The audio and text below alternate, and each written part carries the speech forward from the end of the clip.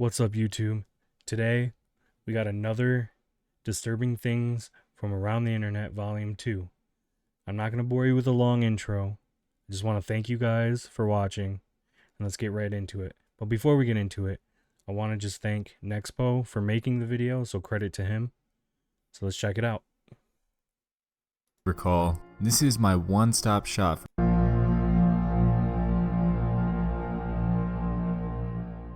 Welcome back to Disturbing Things from Around the Internet.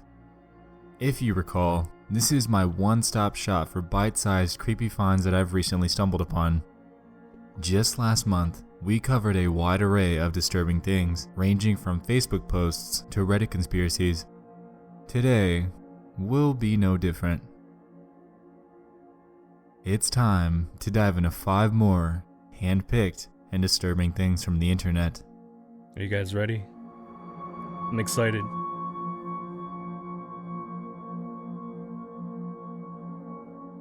Back in 2010, there existed a Buffy the Vampire Slayer fan forum called the Bloody Board.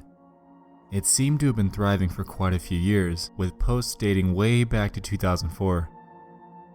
Jamie Marsters, a play on the name James Marsters, an actor on the show, ran this forum that contained over 40,000 posts. Everything seems fine here, right? Well, the scope of things takes a pretty big 180 when you realize that the forum had only one active member, Jamie Marsters herself. Each of these conversations were simply her talking to herself, and the topics ranged anywhere from fan meetups to the show's schedule. The peculiar thing about this is the math that comes with it. To keep up with the number of topics that were found on the forum, Jamie would have to have posted once every 84 minutes, 24 hours a day, 7 days a week, for 6 years. Alone. No matter her motive, it's just a little strange. Theories have been thrown up that Jamie is a crazy superfan, and others believe that this entire thing was run by a bot. This actually leads to my next point.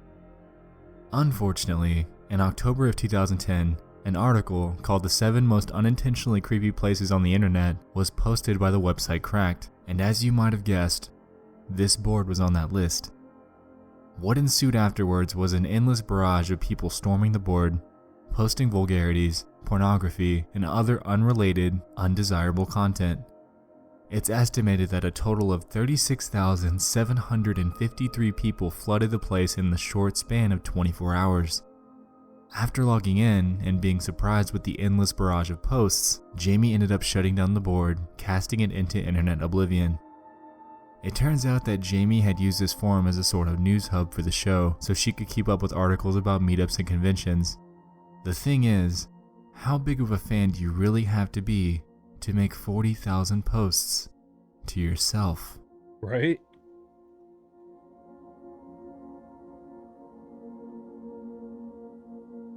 That's crazy. That's so crazy.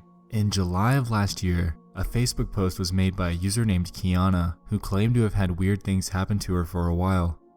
She claims that about 3 years ago, "I took this photo and realized that there was a face in the background. People said that it was my younger sibling or someone else at home, and it wasn't. Even if it was, I was using front-facing flash, and dark-skinned people like me and my brother don't show up in the dark when using front-facing flash. Anyway, people thought it was a lie, and it never was. Little things happen here and there, like my lights shutting off when I knew I had them on, or things moving right in front of my eyes. I try to ignore them, but tonight, I just so happened to be recording what I thought was a cute video of me petting my cat, and then you see my cat jump." The photo in question is this. If you're unable to see what she's talking about in the circle, I've done some enhancing for you. What the fuck? Now, for the video.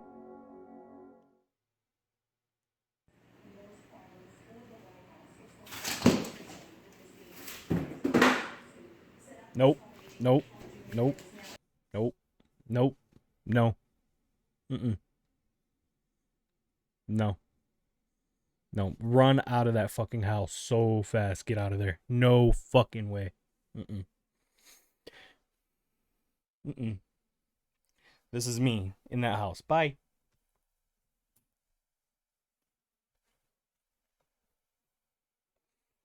No fucking way.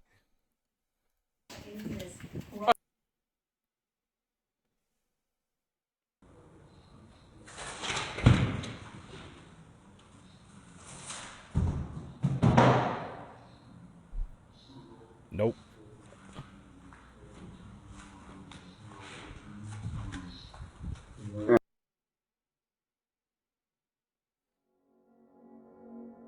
Whatever you make of this is up to you.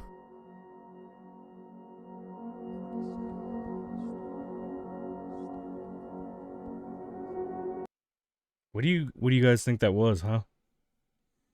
What do you think it was?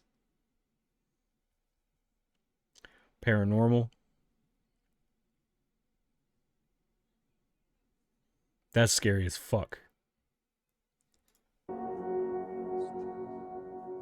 In 1978, an Australian pilot named Fred Valentich was flying over the Bass Strait in Australia and ended up disappearing under mysterious circumstances. To give some quick background, Fred held a Class 4 instrument rating with over 150 hours of flight time. He was also known as a pretty big UFO enthusiast. He embarked on a nighttime training flight over a 125-mile span of the Bass Strait on October 21st, 1978. Midway through his flight, he contacted air traffic control about an aircraft that was accompanying him. He claimed that the craft was flying at about 1,000 feet above him and seemed to be taunting him. The disturbing part is, his last words from the transmission were, "It's not an aircraft." A recreation of the flight transcript has been made and is as follows. Delta Sierra Juliet, is there any known traffic below 5,000 feet? No known traffic. Seems to be a large aircraft below 5,000 feet. What type of aircraft is it? I cannot confirm. It's four bright, seems to me like landing lights. Can you describe the aircraft? As it's flying past, it's a long shape. Cannot identify it. It has such speed. It's before me right now, Melbourne. How large would the object be? Seems like it's stationary. What it's doing right now is orbiting. The thing is just orbiting on top of me. It's also got a green light and a sort of metallic, like, it's shiny on the outside. It's just vanished. That strange aircraft's hovering on top of me again. It's hovering and it's not an aircraft.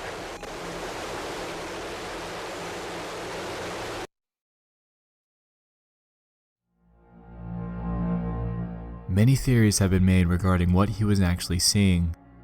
These theories range from an actual UFO sighting to the possibility of Fred becoming disoriented and flying upside down. The latter seems very possible given the fact that this occurred at nighttime. He could have very well been looking up at his own lights as they were reflected in the ocean. The one thing that unnerves me about this though is the fact that he made claims about it flying in front and behind him, and also that the lights he saw were green when his craft had no green lights at all. The entire incident is intriguing as all hell, and a solid explanation is yet to be given. That's weird. In 2014, model and fashion designer Lauren Scott was found dead in her New York apartment. She died by hanging herself with an improvised satin noose. While this death is tragic, the incidents that followed were nothing short of chilling. Lauren was known for scheduling Facebook posts and tweets for her audience. After her confirmed death, her accounts were still sending out updates, and her PR team did little to stop it before any sort of backlash. The strangest part about this story lies with her scheduled Facebook post. Hours after her body was discovered, this image was published to her page showing dresses hanging from a tree. It shocked many people and also led them to believe that this was another celebrity death hoax. However, it wasn't. This was very real, and strangely, the image that she had scheduled to upload was, given the circumstances, nothing short of unnerving.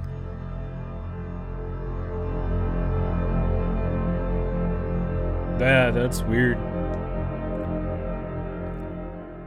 There exists a channel that goes by Human Being 15 that has only one upload to date. In this 9-minute video, you're met with what initially seems like a random, ordinary person rummaging through some old notebooks and storage.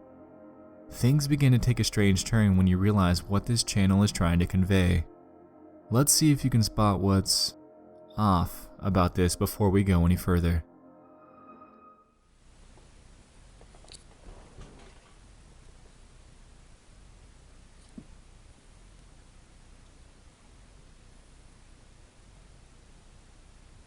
Mr. Diddy, all this hard work I have for you. Diddy or Daddy? No, that's Diddy.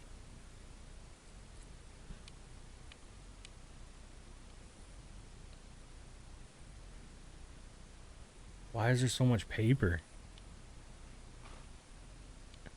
Notebooks. No way they wrote in every single one of those. As we just saw, at about 2 minutes into the video, the camera panned across a poster that says, "Mr. Diddy, all this hard work I have done for you."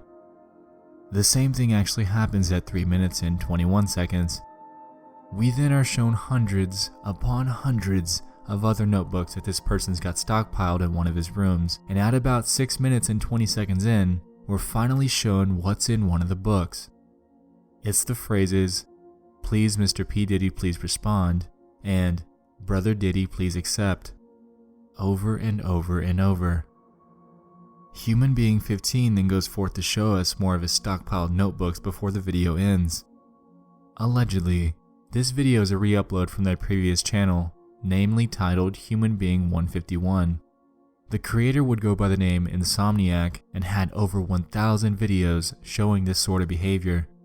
His video titles ranged from things such as "Diddy Dear Diddy Please Read This" to "Diddy TV Official." There were even some that had song lyrics in the title, presumably to somehow gain his attention. According to the site Cracked, which we mentioned earlier, whom at the time had access to his endless library of videos, the content on Human Being 151's channel started with insanity from the very first video and went downhill from there. Yeah, no shit. While the original channel has long been deleted, at least we have this re-upload which tells us all that we really need to know about the kind of guy Human Being was. Obviously, this guy has an indivisible obsession with the hip-hop artist P. Diddy. Why him out of all people? I really couldn't tell you, but this guy clearly wanted to be noticed and went to extreme lengths to get his attention in the most disturbing manner possible. That had to have taken years. Though. And there you have it. We just dove into 5 more disturbing things from around the internet. Now before you go, I want to present a challenge to you guys. If you have any disturbing things that you know of for part 3 of this series, please submit them to either my subreddit or tweet at me with the hashtag DTFAI. I'll fish through your recommendations and will credit you as a submitter if yours gets chosen. Anyway, thanks so much for watching this second installment of the series. I'm so glad you guys loved the first one, and I can only hope that this one holds a candle to the original. Lastly, I'll see you guys in the next one. I love you all, and good night. Well. Definitely disturbing, that's for sure. If you guys want me to keep doing these disturbing things around the internet, comment down on the video, and yeah, let me know if there's any other videos that you guys want me to do. Maybe some that are a lot more scary. Who knows? But yeah, I appreciate you guys watching. I love you guys, and yeah, I'll see you guys in the next one. Peace.